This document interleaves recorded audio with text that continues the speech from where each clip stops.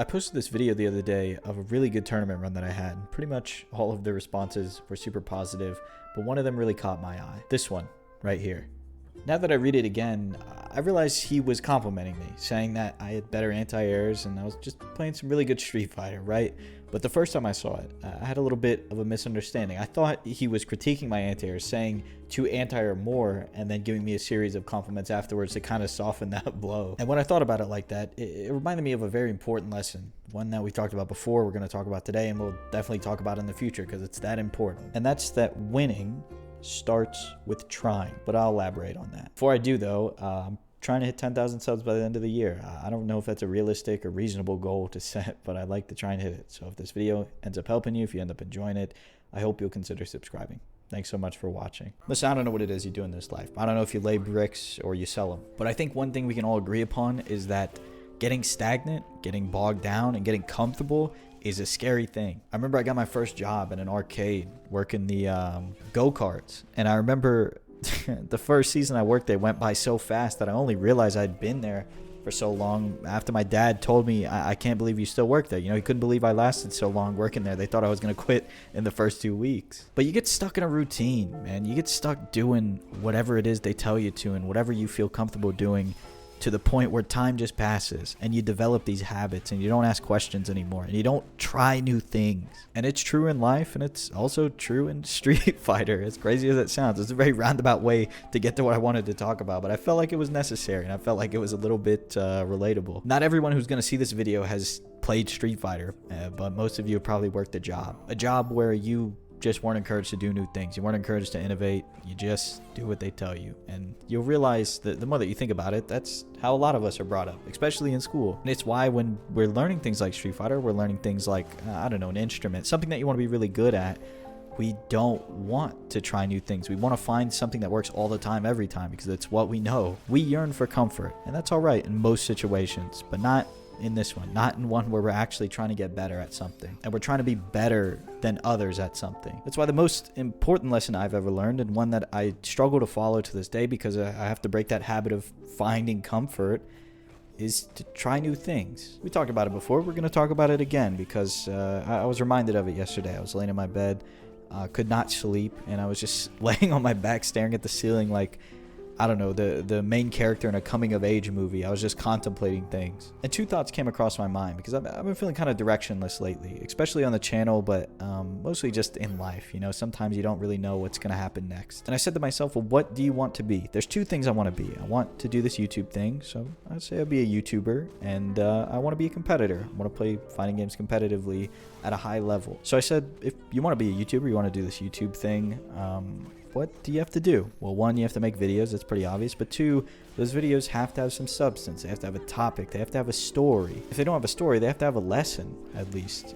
It seems like the videos I put out lately don't really have a story. Or if they do, it's very vague and it's not thought out too well. And it doesn't really teach you anything. And the way that you package these lessons or these ideas or these stories, as far as titling them and making cool little thumbnails, can be tough. And I realized that I might have been just playing it way too safe with some of my thumbnails and some of my titles, and I'm scared to experiment and try these new things because it will lead to failure. But there's also an equal chance that it'll lead to success. And to be honest with you, I've been doing this for almost 2 years now, and we've reached some mediocre levels of success. Don't get me wrong, I'm thankful for what I've built here so far, but the viewership doesn't, skyrocket. It's pretty much been the same since I've started. So I think there's some changes that must be made, and there's a timeline to follow, and I don't know, it's very confusing, but I'm ready to try new things so that maybe something will pop off and it'll all make sense in the end. That's enough about the YouTube thing. Let's talk about being a competitor, playing some Street Fighter. When I posed that question to myself and I said, well, what does a competitor do? If a YouTuber makes YouTube videos, a competitor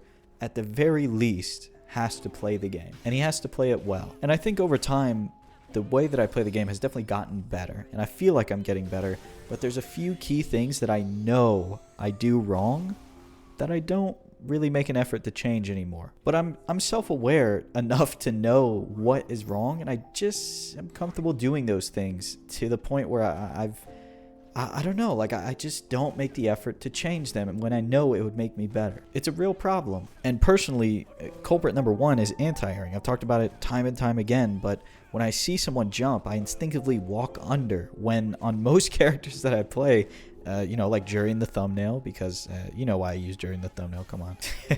but most characters can either do crouch heavy punch or a DP to anti-air. If not, like, a back heavy kick, stand heavy kick, something like that. The point being, there's many options to choose from, and there's ample opportunity for me to learn to anti-air and for me to make that distinction of I'm not going to walk under, I'm actually going to choose one of those options and anti-air, but instead I'm just comfortable walking under. It's like second nature to me. It's really a really big problem, and I really need to work on it. I really just need to make the change and stop having this fear of failure when it comes to trying these new things, because you're going to fail. Like I said before about the YouTube thing, you're going to fail before you get better. It's just in this case, I guess in the case of YouTube too, the failure is so instantaneous. Like if I post a video that I tried something new and it just didn't do well, I know within the first 30 minutes the video's flopped. And if I try to DP or I try to crouch heavy punch and I mess up or get stuffed or something happens and I completely miss the anti-air, I know that I'm about to get blown up and I'm going to lose my precious little points, and the announcer is going to tell me I lost and I'm going to feel bad afterwards. When the alternative is what, right? Just walk under. Like you always do. That's the alternative. You're comfortable doing it. You won't. The risk of failure is much smaller.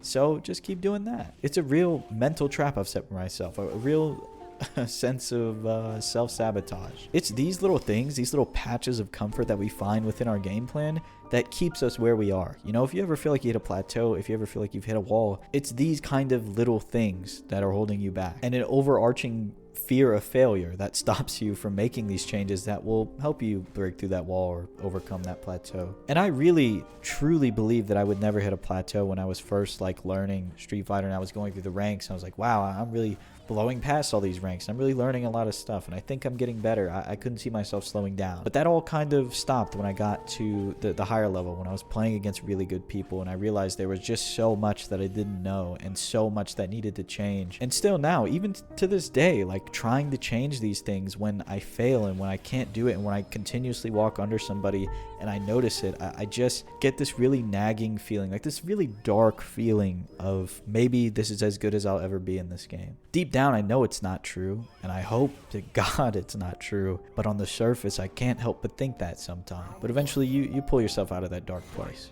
whether that's taking a break, or whether that's playing with your friends or talking to somebody about it, you'll find a way to pull yourself out of that dark place. I just want to repeat the lesson here at the end, like I'm writing, I don't know, essay in high school. Remember you had to restate your thesis at the end? I feel like I ranted about a lot of stuff, and you might have forgot by now, but just one more time, very clearly, I want to say, the most important lesson I ever learned was to try new things.